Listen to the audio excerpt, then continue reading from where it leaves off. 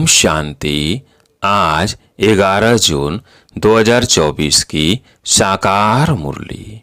आज बाबा ने कहा, मीठे बच्चे, अब तुम्हें संपूर्ण बनना है, क्योंकि वापिस घर जाना है और फिर पावन दुनिया में आना है। प्रश्न, संपूर्ण पावन बनने की युक्ति कौन सी है? उत्तर, संपूर्ण पावन बनना है तो पूरा बेघर बनो, देह सहित सब संबंधों को भूलो और मुझे याद करो, तब पावन बनेंगे। अब तुम इन आंखों से जो कुछ देखते हो यह सब विनाश होना है, इसलिए धन संपत्ति वैभव आदि सब भूल बेघर बनो। ऐसे बेघर ही प्रिंस बनते हैं। ओम शांति। मीठे मीठे रूहानी बच्चों प्रति रूहानी बाप समझा रहे हैं। बच्चे यह तो अच्छी रीति समझते हैं कि शुरू में आत्माएं सब पवित्र रहती हैं। हम ही पावन थे। पतित और पावन ये आत्मा के लिए कहा जाता है। आत्मा पावन है तो सुख है। बुद्धि में आता है कि हम पावन बनेंगे तो पावन दुनिया के मालिक बनेंगे। इसके लिए पुरुषार्थ करते हैं। 5000 वर्ष पहले पावन दुनिया थी, उसमें आधा कल्प तुम पावन थे, बाकी रहा आधा कल्प। यह बातें और कोई समझ नहीं सकते। तुम जानते हो पतित और पावन, सुख और दुख, दिन और रात आधा आधा है। जो अच्छे समझदार हैं, जिन्होंने बहुत भक्ति की है, वही अच्छी रीति समझेंगे। बाप कहते हैं, मीठे बच्चों, तुम पावन थे। नई दुनिया में सिर्फ तुम ही थे, बाकी जो इतने सब है वो शांति धाम में थे। पहले पहले हम पावन थे और बहुत थोड़े थे, फिर नंबरवार मनुष्य सृष्टि वृद्धि को पाती है। अब तुम मीठे बच्चों को कौन समझा रहे हैं? बाप। आत्माओं को परमात्मा बाप समझाते हैं। इसको कहा जाता है संगम, इसको ही कुंभ कहा जाता है। मनुष्य इस संगम युग को भूल गए हैं। बाबा ने समझाया है 4 युग होते हैं, 5वां यह छोटा सा लीप संगम युग है। इसकी आयु छोटी है। बाप कहते हैं, मैं इनकी वानप्रस्थ अवस्था में प्रवेश करता हूँ, वो जन्मों के अंत के भी अंत में। बच्चों को यह खातिरी है ना, बाप ने इनमें प्रवेश किया है। इनकी भी बायोग्राफी सुनाई है। बाप कहते हैं, मैं आत्माओं से ही बात करता हूँ। आत्मा और शरीर दोनों का इकट्ठा पाठ होता है। इनको कहा जाता है जीवात्मा, पवित्र जीवात्मा, अपवित्र जीवात्मा। तुम बच्चों की बुद्धि में है कि सतयुग में बहुत थोड़े देवी देवता होते हैं। फिर अपने लिए भी कहेंगे, हम जीवात्मा जो सतयुग में पावन थी, वह फिर 84 जन्मों के बाद पतित बनी है। पतित से पावन, पावन से पतित, यह चक्र फिरता ही रहता है। याद भी उस पतित पावन बाप को करते हैं। तो हर 5000 वर्ष बाद बाबा एक ही बार आते हैं, आकर सौर की स्थापना करते हैं। भगवान एक है, जरूर वही पुरानी दुनिया को नया बनाएंगे। फिर नए को पुराना कौन बनाता है? रावण, क्योंकि रावण ही देह अभिमानी बनाते हैं। दुश्मन को जलाया जाता है, मित्र को नहीं जलाया जाता है। सर्व का मित्र एक ही बाप है, जो सर्व की सदगति करते हैं। उनको सब याद करते हैं, क्योंकि वह है ही सब को सुख देने वाला। तो जरूर दुख देने वाला भी कोई होगा। वह है 5 विकारों रूपी रावण। आधा कल्प राम राज्य और आधा कल्प रावण राज्य। स्वास्तिका निकालते हैं ना, इसका भी अर्थ बाप समझाते हैं। इसमें पूरा चौथा होता है, जरा भी कम जास्ती नहीं। यह ड्रामा बड़ा एक्यूरेट है। कोई समझते हैं हम इस ड्रामा से निकल जाए, बहुत दुखी हैं। इससे तो जाकर ज्योति जो समाए, वह ब्रह्म में लीन हो जाए। लेकिन कोई भी जा नहीं सकता। क्या क्या ख्यालात करते हैं। भक्ति मार्ग में प्रयत्न भी भिन्न भिन्न करते हैं। सन्यासी शरीर छोड़ेंगे तो ऐसे कभी नहीं कहेंगे कि स्वर्ग व वैकुंठ पधारा। प्रवृत्ति मार्ग वाले कहेंगे फलाना स्वर्ग पधारा। आत्माओं को स्वर्ग याद है ना? तुमको तो सबसे ज्यादा याद है। तुमको दोनों की हिस्ट्री ज्योग्राफी का पता है और कोई को पता नहीं। तुमको भी पता नहीं था। बाप बेट बच्चों को सब राज समझाते हैं। यह मनुष्य सृष्टि रूपी वृक्ष है। वृक्ष का जरूर बीज भी होना चाहिए। बाप ही समझाते हैं पावन दुनिया कैसे पतित बनती है, फिर मैं पावन बनाता हूँ। पावन दुनिया को कहा जाता है स्वर्ग। स्वर्ग पास्ट हो गया, फिर जरूर रिपीट होना है, इसलिए कहा जाता है वर्ल्ड की हिस्ट्री रिपीट होती है। अर्थात वर्ल्ड ही पुरानी से नई, नई से पुरानी होती है। रिपीट माना ही ड्रामा है। ड्रामा अक्षर बहुत अच्छा है, शोभता है। चक्र हूबहू फिरता ही रहता है। नाटक को हूबहू नहीं कहा जाता। कोई बीमार हो पड़ते हैं तो छुट्टी ले लेते हैं। तो तुम बच्चों की बुद्धि में है हम पूज्य देवता फिर पुजारी बने। बाप आकर पति से पावन बनने की युक्ति बताते हैं, जो कि 5,000 वर्ष पहले बताई थी। सिर्फ कहते हैं बच्चों मुझे याद करो। बाप पहले पहले तुमको आत्माभिमानी बनाते हैं। पहले पहले यह सबक यानी पाठ देते हैं, बच्चे अपने को आत्मा समझो, बाप को याद करो। इतना तुमको याद कराता हूँ, तुम फिर भी भूल जाते हो। भूलते ही रहेंगे जब तक ड्रामा का अंत आए। अंत में जब विनाश का समय होगा तब पढ़ाई पूरी होगी, फिर तुम शरीर छोड़ देंगे। जैसे सर्प भी एक पुरानी खाल छोड़ देते हैं ना, तो बाप भी समझाते हैं तुम जब बैठते हो अथवा चलते फिरते हो देही अभिमानी होकर रहो। आगे तुमको देह अभिमान था, अब बाप कहते हैं आत्म अभिमानी बनो। देहमान में आने से तुमको 5 विकार पकड़ लेते हैं। आत्म अभिमानी बनने से कोई विकार पकड़ेगा नहीं। देही अभिमानी बन बाप को बहुत प्यार से याद करना है। आत्माओं को परमात्मा बाप का प्यार मिलता है इस संगम युग पर। इसको कल्याणकारी संगम कहा जाता है, जबकि बाप और बच्चे आकर मिलते हैं।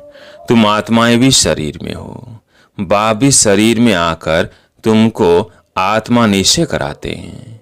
बाप एक ही बार आते हैं, जबकि सभी को वापस ले जाना है। समझाते भी है हम तुमको कैसे वापस ले जाएंगे। तुम कहते भी हो हम सभी पतित हैं, अब पावन हो। आप आकर हमको पावन बनाओ। तुम बच्चों को पता नहीं है कि बाबा कैसे पावन बनाएंगे। जब तक बनावे नहीं तब तक क्या जाने।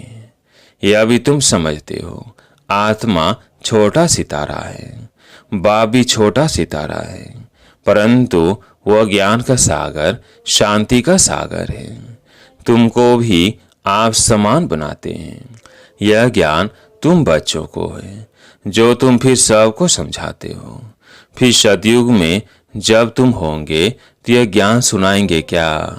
नहीं। ज्ञान सागर बाप तो एक ही है जो तुमको अभी पढ़ाते हैं। जीवन कहानी तो सबकी चाहिए ना, वो बाप सुनाते ही रहते हैं, परंतु तुम घड़ी घड़ी भूल जाते हो। तुम्हारी माया के साथ युद्ध है। तुम फील करते हो बाबा को हम याद करते हैं, फिर भूल जाते हैं। बाप कहते हैं माया ही तुम्हारी दुश्मन है, जो तुमको भुला देती है, अर्थात बाप से बेमुख कर देती है। तुम बच्चे एक ही बार बाप के सम्मुख होते हो। बाप एक ही बार वर्षा देते हैं, फिर बाप को सम्मुख आने की दरकार ही नहीं। पाप आत्मा से पुण्य आत्मा स्वर्ग का मालिक बनाया, बस फिर क्या आकर करेंगे।